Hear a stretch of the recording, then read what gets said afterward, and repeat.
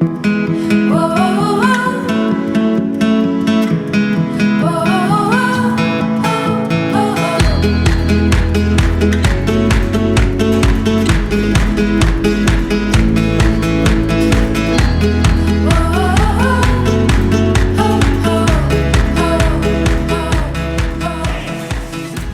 လုံးပဲမင်္ဂလာပါခင်ဗျာဒီနေ့တော့ကျွန်တော်ဒီ basic excel lesson ရဲ့ lesson number bonus ပေါ့နော် bonus lesson 2ပေါ့ Google Sheet အသုံးပြုပုံကျွန်တော်ပြောပြနေတာဖြစ်ပါတယ်ဆိုတော့ bonus lesson 1မှာတော့ကျွန်တော်တို့ဒီ Google Sheet ကိုစပြီးတော့ဘယ်လိုမျိုး create လုပ်မယ်ပြီးတော့လို့ရှိရင် open လုပ်မယ်ပေါ့နော်ဒါတွေကျွန်တော်ပြောပြခဲ့တာဖြစ်တယ်အဲ့တော့အခုဒီ bonus lesson number 2မှာတော့ကျွန်တော်ကစပြီးတော့ကျွန်တော်ဒီ data တွေစပြီးတော့သုံးပြီပေါ့နော် data တွေစပြီးတော့အခုလိုမျိုးဒီမှာထည့်ထားပြီဆိုရင်အဲ့ဒီ data တွေကိုကျွန်တော်တို့က navigate ပေါ့ navigate ဆိုတော့ကျွန်တော်တို့ excel နဲ့အတူတူပါပဲပြောရရင်တော့ဟိုဆဲကွက်တွေကိုဟိုဘက်ဒီဘက်ဘယ်လိုရွှေ့သလဲအပေါ်အောက်ဘယ်လိုရွှေ့လဲပေါ့နော်ဒါကိုကျွန်တော် navigate ခေါ်တာပေါ့နော်ဆိုရင်အခုကျွန်တော်တို့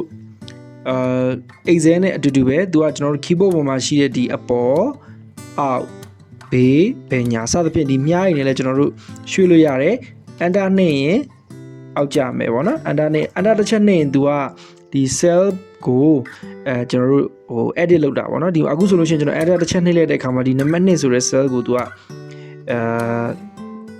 လှုပ်နေပြီးတော့ဒီဟာကိုဖြတ်မလားပြင်မလားဒါမျိုးတွေဖြစ်တာပေါ့နော်ပြီးသွားလို့ရှိရင်ကျွန်တော်တို့က enter ထပ်ပြီးနှိပ်လိုက်မယ်ဆိုရင်အောက်ကိုကျမယ်ပေါ့နော် okayပြီးတော့ tab ပေါ့နော် tab ဆိုလို့ရှိရင်တော့ကျွန်တော်တို့ဘေးသွားတာပေါ့နော်ကျွန်တော်ညာဘက်ကိုရွှေ့တာဖြစ်တယ်အဲ့တော့ shift နဲ့ tab နဲ့နေရင်တော့ဘယ်ဘက်ကိုဖြစ်တာပေါ့နော်ဒီ tab ကြီးပဲနေရင်ညာဘက် shift နဲ့ tab နဲ့ဆိုရင်ဘယ်ဘက်ပေါ့နော်ပြီးတော့လို့ရှိရင်ကျွန်တော်တို့ဒီ page app ဆိုလို့ရှိရင်ဟုတ်ပြီနော် page app ဆိုလို့ရှိရင်အောက်ကိုသွားမယ် page down ဆိုလို့ရှိရင်အောက်ကို sorry page app ဆိုလို့ရှိရင်အပေါ်သွားမယ် page down ဆိုလို့ရှိရင်အောက်ကိုသွားမယ်ပေါ့နော်ဒါလည်းကျွန်တော်တို့ excel နဲ့အတူတူပါပဲokay အဲ့တော့ကျွန်တော်တို့ဒါတော့ navigate ကတော့အရင်ကြီးဟိုမခက်ဘူးเนาะမခက်ဘူးဆိုတော့ကျွန်တော်သိပြီးတော့မပြောတော့ဘူးကျွန်တော်တို့များသောအားဖြင့်ကျွန်တော် mouse နဲ့ပဲ excel မှာရွှေ့နေကြဖြစ်တဲ့အတွက်ကြောင့်မလို့เนาะဆိုရင်ကျွန်တော်တို့ဒီ rename ပေါ့เนาะ rename ဆိုတာကကျွန်တော်တို့လက်ရှိနေတဲ့ဒီဟိုဘယ်လိုပြောမလဲ excel file ပေါ့เนาะ excel file Google Sheet file ကိုကျွန်တော်တို့ကနာမည်ပြောင်းချင်တာပေါ့excel မှာဆိုလို့ရှိရင်တော့ကျွန်တော်တို့နည်းနည်းလေးလောက်ရခက်တယ်ဒါပေမဲ့ဒီ Google Sheet ကကြာတော့သူကဒီ online version လည်းဖြစ်တယ် cloud ပေါ်မှာတိုက်ရိုက် second နဲ့အမျှ save လုပ်တာဖြစ်တဲ့အတွက်ပိုလွယ်တယ်အဲ့တော့အခုကျွန်တော်တို့ရဲ့ဒီ Google Sheet file ရဲ့ name က03 navigate spreadsheet ဆိုတာဖြစ်တယ် okay မယ်နော်အခုကျွန်တော်မြင်နေရတဲ့အနီရောင်ဝိုင်းထားတဲ့နေရာလေးဒါကကျွန်တော်တို့ရဲ့လက်ရှိ spreadsheet ရဲ့ name ပေါ့နော်အဲ့တော့03 navigate spreadsheet ဆိုတာကျွန်တော်လက်ရှိ spreadsheet ရဲ့ name ဖြစ်တယ်အဲ့ဒါကိုကျွန်တော်တို့က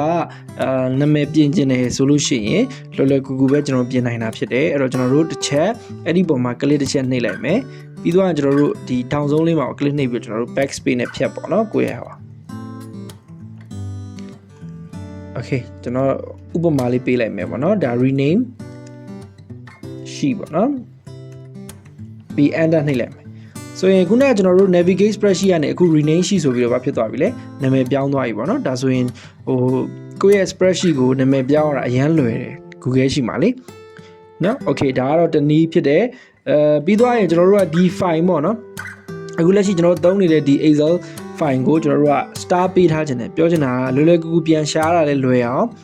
star ပေးထားခြင်းနဲ့ဆိုရင်ဘေးနားမှာသူရဲ့ကျဲပုံစံလေးပါတယ်အဲ့တော့ကျွန်တော်တစ်ချက်နှိပ်လိုက်မယ်ဆိုရင်ဒါ star ဖြစ်သွားတာပေါ့နော်ဒီလို star ကိုပြန်ဖြောက်ခြင်းနဲ့ဆိုရင်နောက်တစ်ချက်ပြန်နှိပ်လိုက်ပြန်ပြောက်သွားမှာပေါ့နော်ဒါကတော့ကျွန်တော်တို့မိမိရဲ့ဒီအရေးကြီးတဲ့ file တွေကို star ပေးတဲ့ပုံစံမျိုးဖြစ်ပါတယ်အဲ့တော့ကျွန်တော်တို့ဒီ Microsoft Excel မှာလို့ပဲ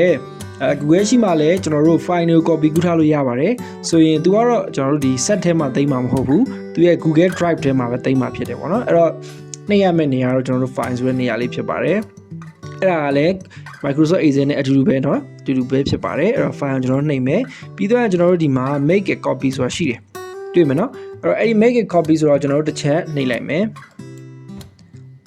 ဆိုလို့ရှိရင်ကျွန်တော်တို့ဒီလို box တစ်ခုကြာလာလိမ့်မယ်အဲ့တော့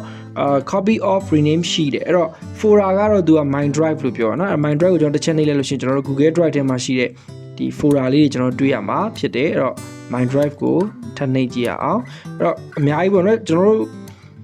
တချို့တွေကတော့ရှိဆိုတဲ့ folder လေးရှိနေလိမ့်မယ် auto ပေါ့နော်ကျွန်တော်ကတော့ရှိဆိုတဲ့ folder မရှိတော့လို့ကိုကြိုက်တဲ့ဒီ folder တွေကိုကျွန်တော်ထည့်ပြီးတော့သိမ်းလို့ရတယ်ပြီးတော့မှကျွန်တော်တို့make a copy ဆိုကျွန်တော်တစ်ချက်နှိပ်လိုက်မယ်ဆိုရင်ဒီလိုမျိုးနောက်ထပ် tab တစ်ခုပွင့်သွားပြီးတော့ကျွန်တော်တို့ copy or rename ရှိဆိုပြီးတော့ဒီ file ကိုသူကျွန်တော် Google Drive ထဲမှာ copy ကူးပြီးသားဖြစ်သွားပါလိမ့်မယ်နော် okay ဒါတော့ကျွန်တော်တို့ copy ကူးတာဟုတ်ပြီအဲ့တော့နောက်ထပ်တစ်ခုကျွန်တော်ပြပြချင်တာကတော့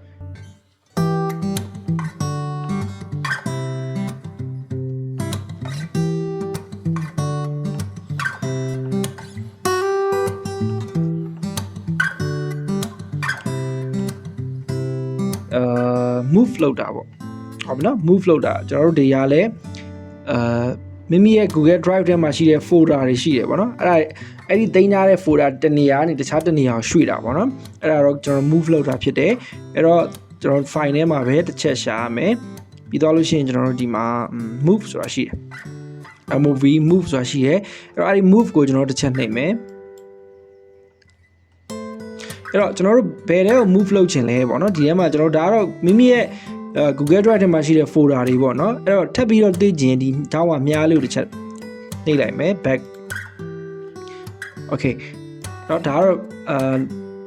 လောလောဆယ်ကျွန်တော်တို့မှာတစ်ခုပဲရှိရတဲ့အတွက်တော့ my drive ပဲပေါ်နေလိမ့်မယ်အဲ့တော့ my drive ကိုတစ်ချက်ပြန်နှိပ်မယ်okay အဲ့တော့ဒီ drive ထဲမှာရှိတဲ့ကျွန်တော်တို့ဘယ် folder ထဲမှာသိမ်းမလဲအဲ့တော့ကျွန်တော်ဒီမှာတော့ folder 1 2 3 4 ၄ခုရှိတယ်တကယ်လို့များအဲ့လိုမဟုတ်ဘဲနဲ့ကျွန်တော်တို့က folder အသစ်တိစောက်ချင်တယ်ဆိုရင်ဒီမှာ new folder ကိုနှိပ်မယ် folder နာမည်ပေးမယ်ကျွန်တော်တို့ SHEEDS ရှိလို့ကျွန်တော်ပေးလိုက်မယ်ပြီးတော့အမှန်ချစ်လေးချစ်ပေးလိုက်မယ်ပြီးတော့ move here ကိုကျွန်တော်နှိပ်လိုက်မယ်ဆိုရင်အခုလက်ရှိကျွန်တော်တို့ရဲ့ရိုက်နေတဲ့ဒီ Excel sheet ပေါ့နော် Google sheet ကဘယ်လေးရောက်သွားပြီလဲဆိုရင်ကျွန်တော်တို့ Google Drive ထဲမှာရှိနေတဲ့ sheet ဆိုတဲ့ file ကိုရောက်သွားပြီပေါ့နော်တချို့တွေရဲ့ sheet ဆိုတဲ့ folder ပါပြီးသားဖြစ်ကောင်းဖြစ်မယ်အဲ့ဒါဆိုရင်အဲ့ဒါရွှေ့လိုက်လို့ရတယ်အတူတူပါပဲเนาะဆိုရင်ဒါတော့ကျွန်တော်တို့ move လုပ်တာ okay နောက်ထပ် move တစ်ခုကကျွန်တော်တို့အမှိုက်ပုံးတော့ရွှေ့လိုက်တာဆိုတာကဖြတ်လိုက်တဲ့သဘောတော့ကြာတာပေါ့နော် move to bin ဆိုတာရှိတယ်အဲ့ဒါတော့ကျွန်တော်တို့ဒီ delete လုပ်တာပေါ့ delete လုပ်တယ်ဆိုပေမဲ့လုံးဝကြီး delete လုပ်လိုက်တာမဟုတ်သေးဘဲနဲ့ကျွန်တော်တို့ခဏဖြတ်လိုက်တဲ့သဘောဖြစ်တာပေါ့နော်အဲ့တော့တကယ်လို့အဲ့တဲကိုကျွန်တော်တို့ထည့်မယ်ဆိုရင်တဲ့သူကရက်30ကျွန်တော်တို့ခဏသိမ်းထားပေးမယ်ပေါ့နော်အဲ့ဒါဆိုလို့ရှိရင်ကျွန်တော်တို့ကဒီ take out of bin တွေကိုကျွန်တော်ထည့်လိုက်မယ်ဆိုရင်မိမိရဲ့ file ကဖြတ်တော့ဖြတ်တယ်ဒါပေမဲ့အမှိုက်ပုံးထဲမှာပြန်ပြီးတော့ရှာလို့ရတဲ့ပုံစံဖြစ်သွားတာပေါ့နော်okay ဒါကတော့ကျွန်တော်ဒီ Google Sheet ကို navigate လုပ်တဲ့နေရာတွေရွှေ့တယ်ဒါအစသဖြင့်လုပ်ကြည့်တာပေါ့နော်ကျွန်တော်ဘာမှဒီ ribbon တွေအသုံးမပြုရသေးဘူးပေါ့နော်လောလောဆယ်တော့ကျွန်တော်တို့ file တွေကိုဘယ်လိုသိမ်းမယ်ဆဲမယ်ဆိုတာလေးပဲလုပ်နေရပါတော့နောက်ထပ်တစ်ခုကကျွန်တော်တို့ print လုပ်တာပေါ့နော်အဲ့တော့ exam မှာလည်းပဲသူက print လုပ်တာကဟိုဘယ်လိုပြောမလဲလွယ်တယ်ပေါ့နော်အဲ့လိုပဲကျွန်တော်တို့ Google Sheet မှာလည်းပဲလွယ်ပါတယ်အဲ့တော့ file နဲ့ကိုကျွန်တော်တို့သွားမယ်သွားပြီးလို့ရှိရင်ကျွန်တော်သူ့ရဲ့ဟိုဟာထဲမှာ print ဆိုတာရှိတယ် control P ပဲเนาะအတူတူပဲသီလား control P ပဲအဲ့တော့ကျွန်တော်တစ်ချက် click နှိပ်လိုက်မယ်သူ့ရဲ့ပေါ်လာတဲ့ဒီဟိုကတော့မတူဘူးပေါ့လေကျွန်တော်တို့ဒီပုံစံကတော့မတူဘူးပေါ့လေเนาะအဲ့တော့ print ထုတ်မှာဒီမှာသူပြောတယ် current ရှိလားဒါမှမဟုတ် workbook တစ်ခုလုံးလားပေါ့เนาะစသဖြင့်ကျွန်တော်တို့က current ရှိပေါ့လက်ရှိရောက်နေတဲ့ sheet ကိုပဲ print ထုတ်မယ်အဲ့တော့ paper size ကတော့ကျွန်တော်တို့ရွေးလို့ရတယ် A4 တို့ letter တို့ဒါကတော့ကိုကြိုက်တာကိုရွေးမယ်ပြီး landscape portrait ကျွန်တော်တို့ရွေးလို့ရတယ်เนาะ down လိုက်လားအလျားလိုက်လားဆိုတော့ရွေးမယ် scale ကတော့ fit the width normal ရှိတယ်normal ဆိုလို့ရှိရင်ဒီမှာသူကစာရွက်ကိုနောက်ထပ်တရွက်ပို့သွားတာပေါ့เนาะအဲ့တော့ကျွန်တော်တို့က fit to width ပဲသုံးတာများတယ်เนาะဒါဆိုလို့ရှိရင်သူကသူစာရွက်တရွက်ထဲမှာဝင်သွားမယ် margin ကတော့ normal လား narrow လား wide လားဒါကြိုက်တာရွေးလို့ရတယ်ပြီးရင်ကျွန်တော်တို့က header နဲ့ footer ထည့်လို့ရတယ်တခါတည်းเนาะအဲ့လေးအားသာချက်ရှိတယ်အဲ့တော့ header နဲ့ footer ဆိုတာကျွန်တော်သိရမလားစာမျက်နှာမှာကျွန်တော်တို့ဒီ header ခေါင်းစဉ်လေးတွေထည့်မယ် footer ဥပမာစာမျက်နှာနံပါတ်လိုမျိုးအဲ့တော့ကျွန်တော်ဒီမှာကြည့် page number ဆိုတာကျွန်တော်ထည့်လိုက်မယ်ဆိုလို့ရှိရင်ဒီအောက်မှာကြည့်1ဆိုတဲ့ဒီလိုလေးတွေ့ရလိမ့်မယ်နော်နံပါတ်1ဆိုရင်ဒါ page number ပေါ့သူရဲ့စာမျက်နှာနံပါတ်ပေါ်လာတော့ကျွန်တော်တို့တွေ့ရမှာဖြစ်တယ်ပေါ့နော် okay ဒါကတော့ကျွန်တော်တို့header နဲ့ footer ထည့်တာတကယ်လို့ workbook title တွေထည့်လို့လည်းရတယ်ဒီမှာဆို workbook title အမှန်ချစ်လိုက်တာနဲ့ဒီမှာ rename sheet ဆိုပြီးတော့ပေါ်သွားတယ်ပေါ့နော်ဒါတော့ Google Sheet ကပို့ပြီးတော့သူက cloud base ဖြစ်တဲ့အတွက်ပို့ပြီးတော့အားသာချက်တွေတော့ရှိနေတာပေါ့ကဲဟုတ်ပြီအဲ့တော့အားလုံးပြီးပြီကျွန်တော်တို့ ready ဖြစ်ပြီဆိုကျွန်တော် next ကိုနှိပ်လိုက်မယ်